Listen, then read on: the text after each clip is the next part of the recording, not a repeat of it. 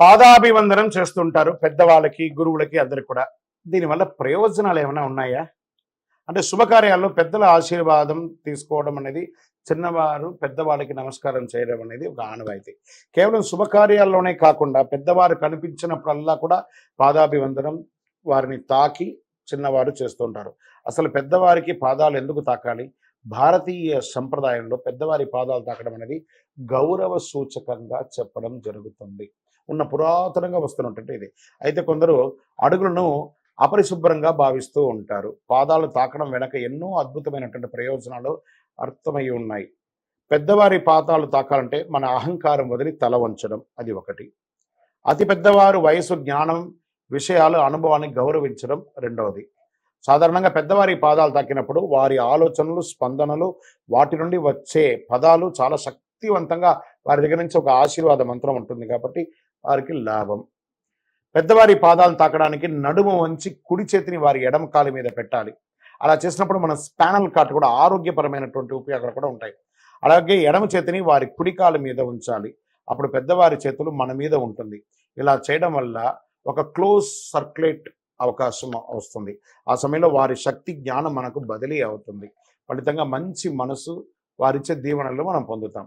పెద్దవారు భూమి మీద నడిచి ఎంతో జ్ఞానాన్ని అనుభవించి సంపాదించడం వల్ల వారి పాద ధూళిలో కూడా మనకి ఎంతో జ్ఞానం దాగి ఉంటుంది. కాబట్టి మేము కూడా ఈ మార్గంలో నడిచి అనుభవాన్ని, జ్ఞానాన్ని పొందుతాము అని ఆశీర్వాదం పొందడమే సంప్రదాయానికి పాద సేవ అంటారు. మానుష రూపేణ అన్నారు కాబట్టి పెద్దవాళ్ళకి నమస్కారం చేస్తే సాక్షాత్ ఆ పరమాత్మునికే నమస్కారం చేసినంత ఫలితం. విజయోస్తు. మహాభారతం అంటే అందరికీ కూడా చాలా ఇష్టమైనటువంటి ఒక సబ్జెక్ట్.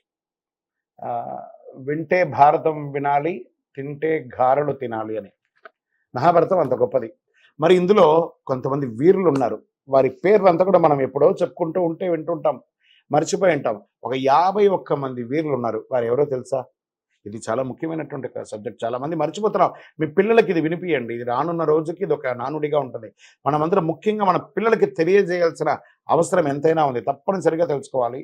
ఆలోచన దీంట్లో పెట్టండి.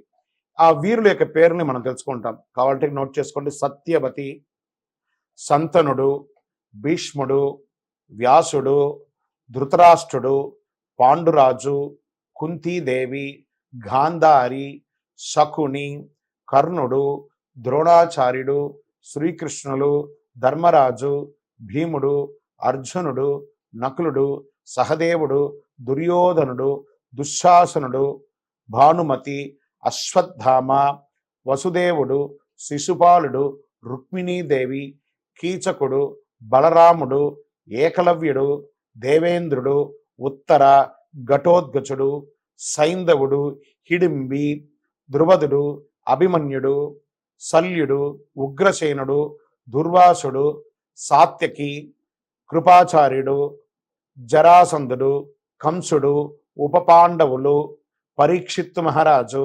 సంజయనుడు, నలుడు, పురోచనుడు, విదురుడు, అంబిక, అంబాళిక, యశోద, దుశ్శల, వీళ్ళందరూ కూడాను ఏదో రకంగా ఈ మహాభారతంలో ఏదో ఒక యుద్ధం, ఏదో ఒక వ్యవహారం చేసిన వాళ్ళే. అంత అద్భుతమైనటువంటి విషయం. ఈ టీవీ ఛానల్ ద్వారా, ఈ మాధ్యమం ద్వారా మనం చూసేవాళ్ళు దీన్ని జీవితకాలం గుర్తుండి పెట్టుకునేటట్టుగా వినడానికి పిల్లలకి నేర్పిస్తూనండి. ఈ 51 పేరులో ఒక పేరు, 2 పేరు అలా మనం చెప్తూ ఉండగా కూడా మనలో కూడా ఒక ధైర్యం, ఒక శక్తి వస్తుంది. విజయోస్తు.